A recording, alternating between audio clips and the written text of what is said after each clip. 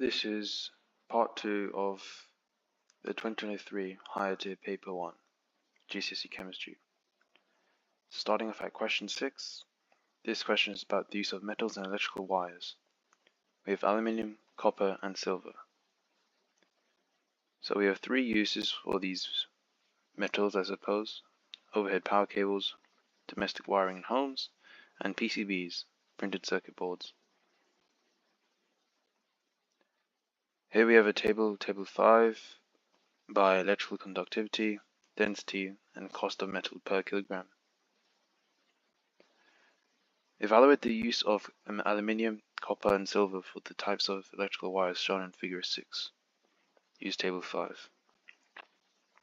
Well, we can see that for electrical conductivity, silver is the best. So silver is the best for electrical conductivity.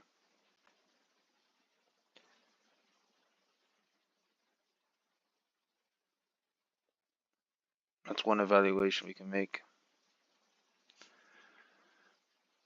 And then for density, we can say that aluminium is the least dense.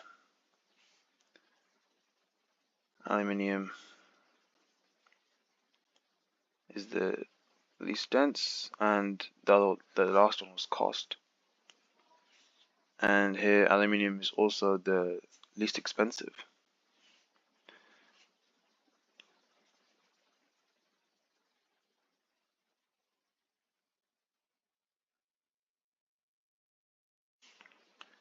However, we can say that if we look at copper, yes, it's more expensive than aluminium, but it's way more cheaper than silver is, and it still remains second in position of electrical conductivity. So we can say for copper, it's a good compromise between cost and electrical conductivity.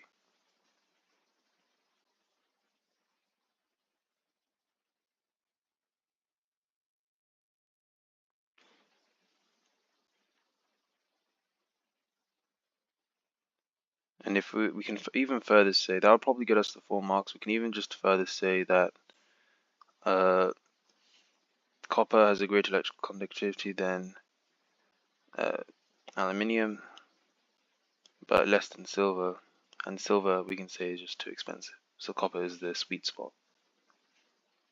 We can use copper in wiring in homes ideally, because it's going to be cheap to use. Describe how metals conduct electricity. 3 marks, so they're looking for 3 points. Our first point is that metals have delocalized electrons in their structure. Our second point would be that these delocalized electrons can carry charge.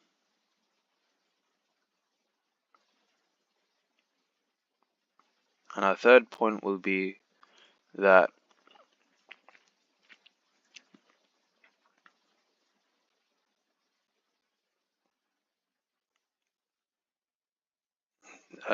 they can move throughout the whole metal or the whole structure. In this case, since the question is using metals, we're going to use the word metals, but it doesn't really matter at GCSE level which vocabulary you use, either structure or metals. So they can move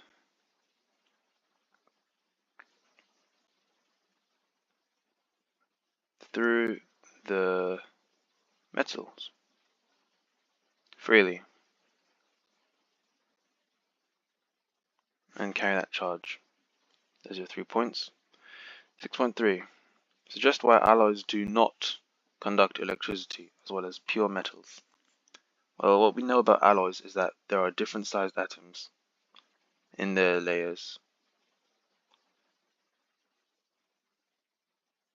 And these different sized atoms within their layers usually tend to distort them.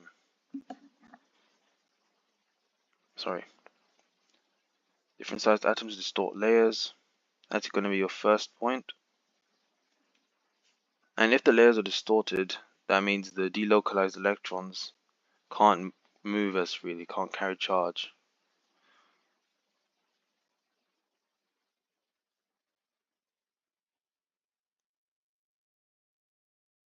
An electrical charge. There we go. There's your 2 points. This question is about electrolysis. Complete the half equation. We have a neutral Al and Al3+, which is going to be 3E minus. Cryolite contains Na plus ions as well as Al3 plus ions. So just one reason why sodium is not a product of the electrolysis. Well, sodium is more reactive than aluminium.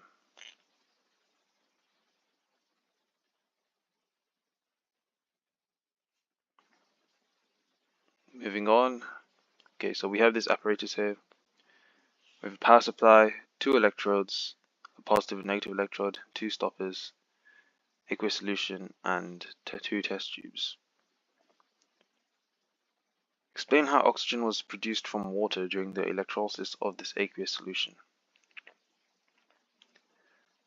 Well, this is an aqueous solution, so this is going to have water molecules in it, H2O molecules. So first we can say that the water molecules will break down or split apart. That's what lysis means. And since it's through means of using positive and negative electrodes, it's electrolysis. Water molecules break down or split. And we know that water molecules, H2O, they're made up of H plus ions and OH minus ions. So that's your next point. Releases H plus and OH minus ions. But the OH minus ions are what we want to look at. See, these OH minus ions, since they're negative, they are attracted to the positive electrode above.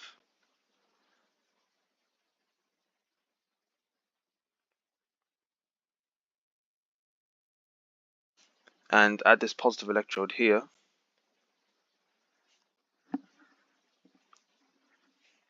when they're attracted to it, they will lose their electrons to the positive electrode because like charges attract.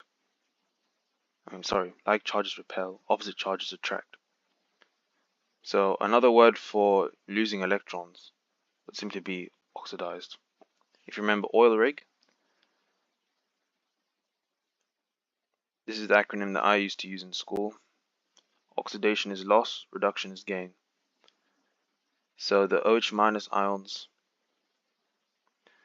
would be oxidized and form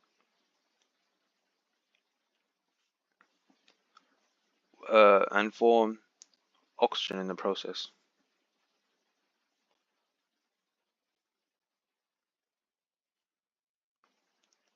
And there we go. There are your 4 points.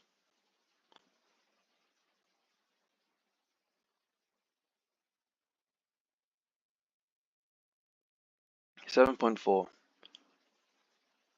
How can the student change the apparatus in figure 7 to compare the volumes of the 2 gases produced more accurately? Give one reason for your answer. Change in reason. Well, we see these test tubes, they don't even have a scale running down them. So we can't even really compare any gases made, any volumes of any gases made. So we can make the change by using measuring cylinders instead. Measuring cylinders. And the reason would be is that they simply have a scale. Unlike the test tubes above, which don't even have markings on them. Next question, 7.5. What is the volume of oxygen produced when 20 centimeter cubed of hydrogen has been produced? So, if 20 centimeter cubed of hydrogen has been produced, we have a 20 to 2. So for every 1 mole of hydrogen, there is 10 centimeter cubed. Or we can say, in general context, 1 mole of an ideal gas, there is 10 centimeter cubed. Here, there's only 1 mole of oxygen. Therefore, oxygen is only going to have 10 centimeter cubed. Question 8.1. Wait, just checking I didn't miss any questions. Okay, no, I didn't. Yeah. Argon, once again, has atomic number 18.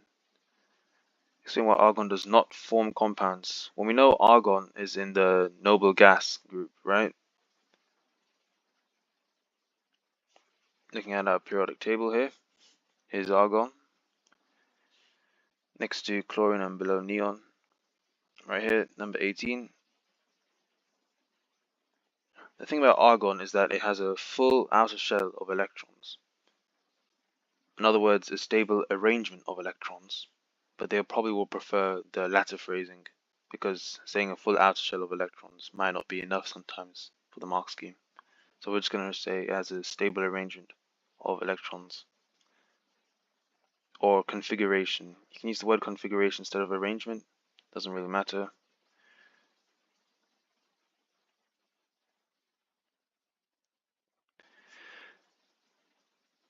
And therefore, it doesn't really transfer or feel the need to share electrons.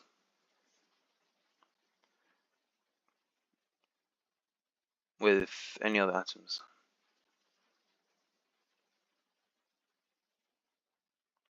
So write plus in brackets, full outer shell of electrons. Because sometimes it depends on the mark scheme, what they want for you as your first point. But that's 2 marks right there. Next question, 8.2. Phosphorus is the element below nitrogen in the periodic table. Predict the formula of the compound between phosphorus and hydrogen. Looking at the periodic table, we can see that phosphorus is in group 5. That means it's going to have 5 outer shell electrons and will most likely form 3 covalent bonds. So with hydrogen, if phosphorus forms 3 covalent bonds, that means there has to be 3 hydrogen for every 1 phosphorus, a 1:3 ratio. So you have a pH3, a molecule that's pH3. Hydrogen only forms 1 covalent bond, but phosphorus forms 3. Therefore, you need 3 hydrogen for every 1 phosphorus. Next question. Tellurium is the element with atomic number 52. Predict whether tellurium reacts with metals. Looking over here, tellurium, where are you? 52, 52. There we are. 2. So it's in the same group as oxygen and sulfur, group 6, but it is further down. So it's kind of in the bottom right of the periodic table. So, onto in terms of position of the periodic table. Okay, that's perfect. We can say it's in the bottom right of the periodic table.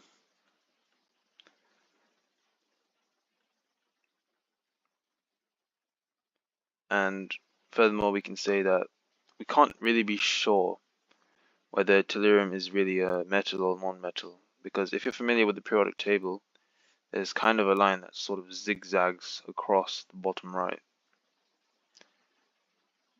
a line between all the metals and non-metals. Fun fact, tellurium is actually what we would call a metalloid. That's like A-level knowledge and above. Metalloids usually exhibit properties between metal and non-metal, so not quite fully a metal, not quite fully a non-metal. So, but for GCSE, we can just say that we can't be sure whether tellurium is a metal or non-metal.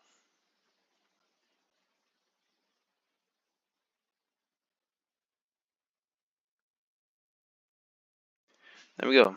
There's your 2 marks.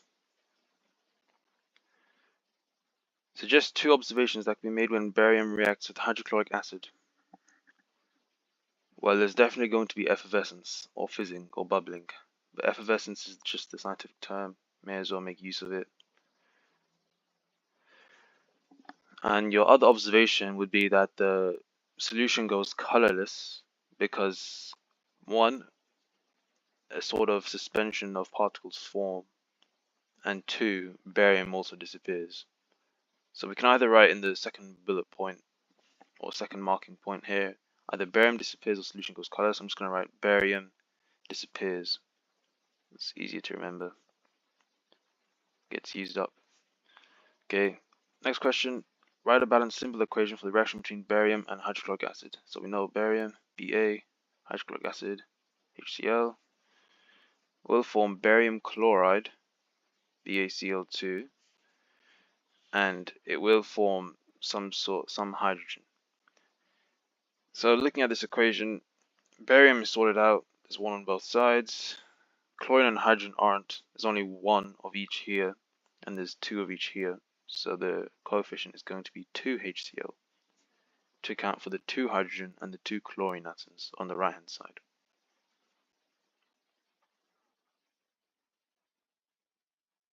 This question 9. Which substance in the equation is reduced? Since we're using oxygen, we can just use the definition that includes oxygen, which would mean that being reduced is the loss of oxygen.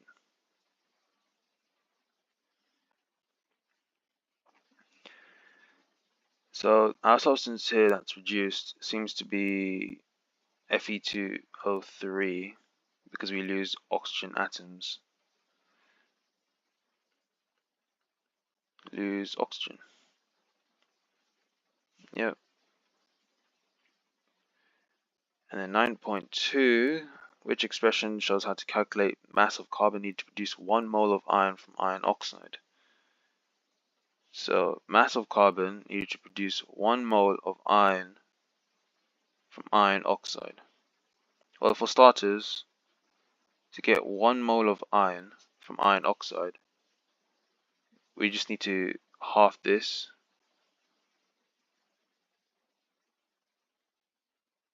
So now we have 1 mole of iron on the right hand side that we need to produce. We find out that we only need half a mole of the iron oxide, and therefore we only need, since we divided everything by 2, we only need 3/2 of mass of carbon that we originally had. So since the mass of carbon is also 12, we just need to find 3/2 times 12. There we go. This question is just playing with coefficients and molar ratios. Oh yeah, and since we divided by everything by 2 just to get 1 mole of iron, there will technically only be 3/2 CO mass as well. Only 3/2 of carbon monoxide mass. 9.3. Why is this a redox reaction? Well, something's being reduced and something's being oxidized. That's what redox means. And looking at this equation, we can see that A is being reduced. A is being oxidized as it loses electrons, and B plus is being reduced as it gains electrons. Always remember oil rig. Oxidation is loss, reduction is gain. So where's the box? A loses electrons, B plus gains electrons. Here it is.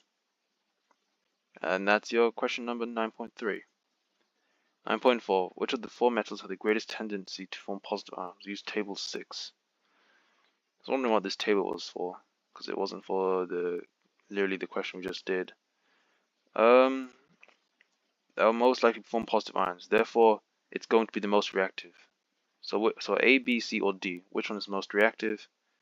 I think it's going to be D, because D doesn't seem to be displaced because there's no reaction, and therefore we have no equation.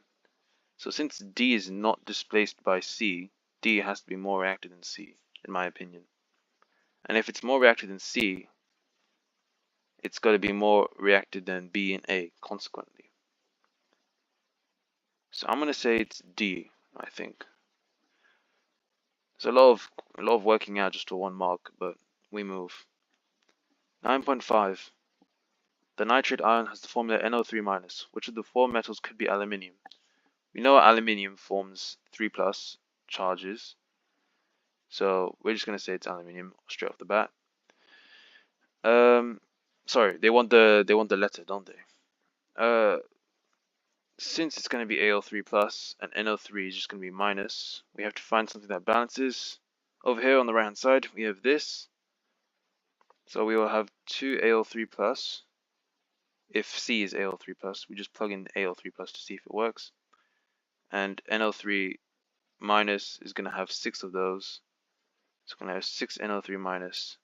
We have 6 negative charges, and we have 6 positive charges, because 2 times 3 here is also 6 plus, and we have 6 minus, making a neutral compound.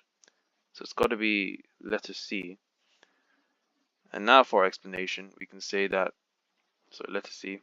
And now for our explanation, we can say that Al3 plus ions form from aluminium.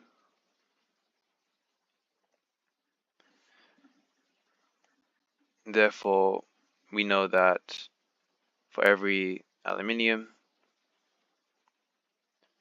ion, every Al3 plus ion, there has to be 3 NO3 minus.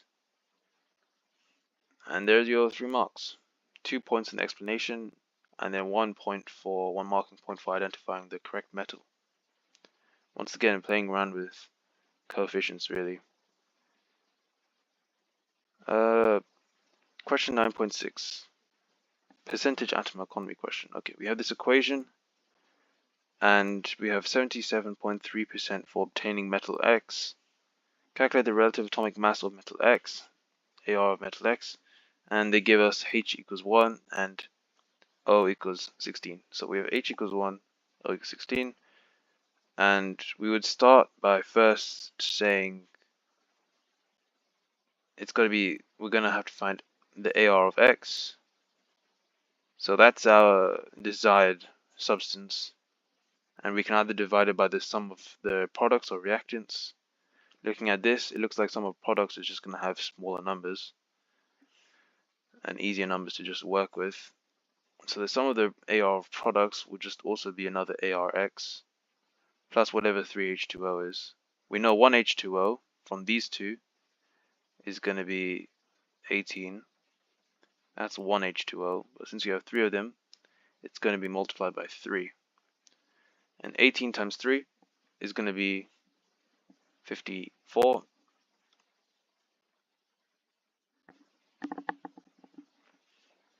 And if we times this fraction by 100, we're going to get the percentage atom economy, which is 77.3. Usually for these questions, they will ask you to calculate percentage atom economy, but it looks like we're working backwards on this one to find the relative atomic mass of metal X. So first you need to set up this equation instead, and then rearrange accordingly. So it pretty much is just working backwards. Now, using a calculator, we know that on the right hand side we're going to have 0.773 equals ARX over 54 ARX. So multiply by 54 to get rid of the 54 on the bottom. We get 41.742 equals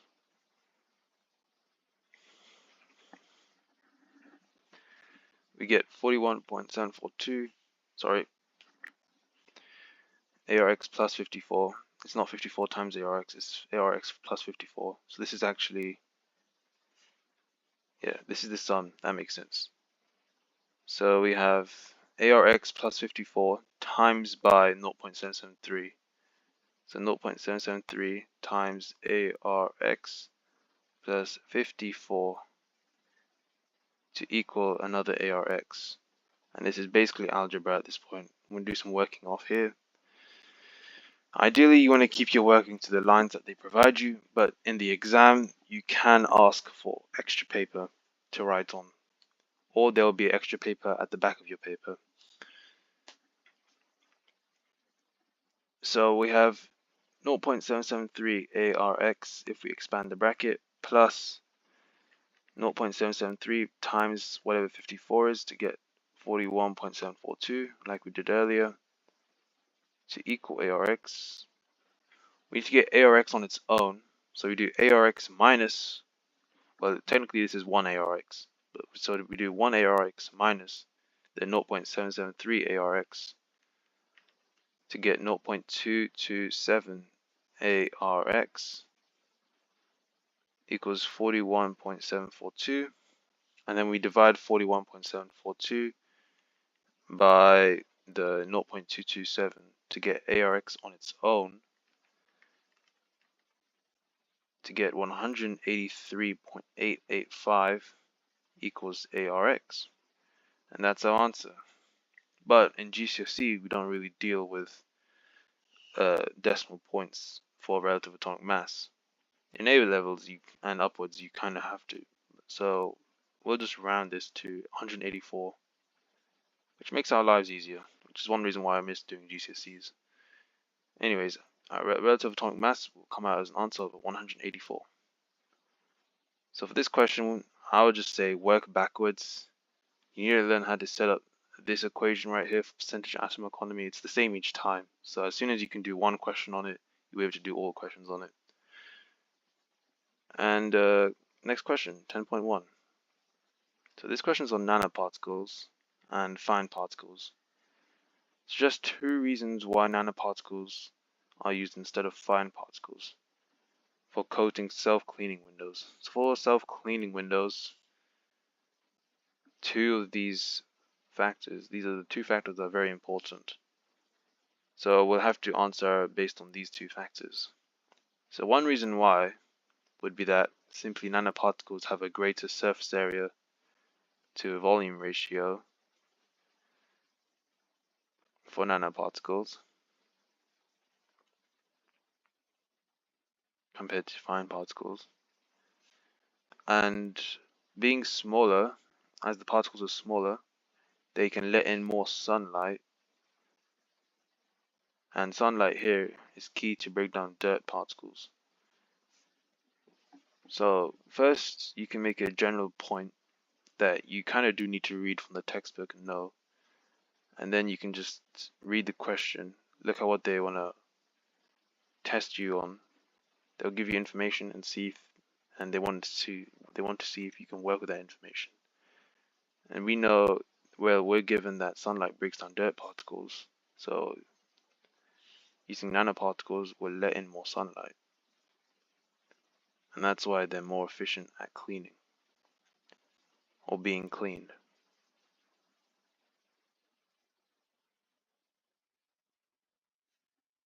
There's your 2 marks. 10.2. Calculate the volume of chlorine gas needed to completely react with 100 kilograms of titanium dioxide. So this is our titanium dioxide, this is our chlorine. It looks like we're dealing with ideal gases again. So at GCSE, the volume of an ideal gas is just its moles times 24. And we're given that here. So we need to find moles of gas in the first place. And to do that, we need to find moles of titanium dioxide. Then work on a molar ratio of 1 to 2 between these two substances. So to find the moles of titanium dioxide, we have to convert the 100 kilograms into grams. Since in chemistry we deal in grams.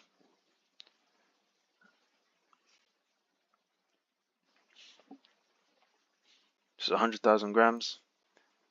And to find moles, it's just going to be mass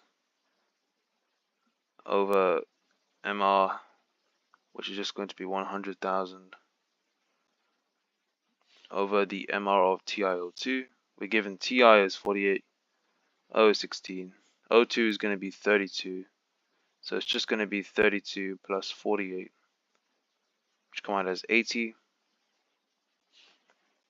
So 100,000 just simply divided by 80.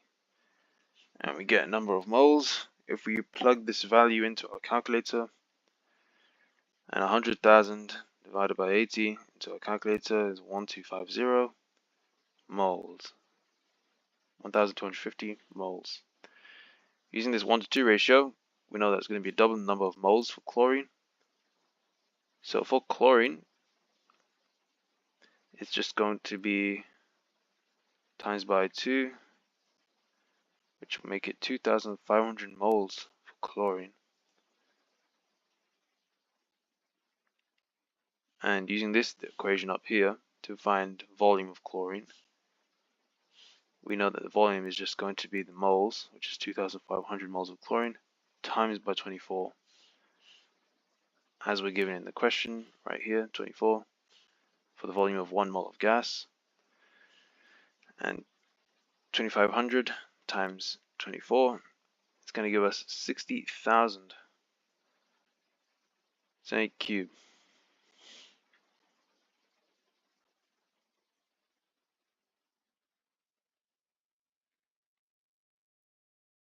Or sorry, not centimeter cube, decimeter cube, because it says volume of 1 mole of gas here, 24 decimeter cube.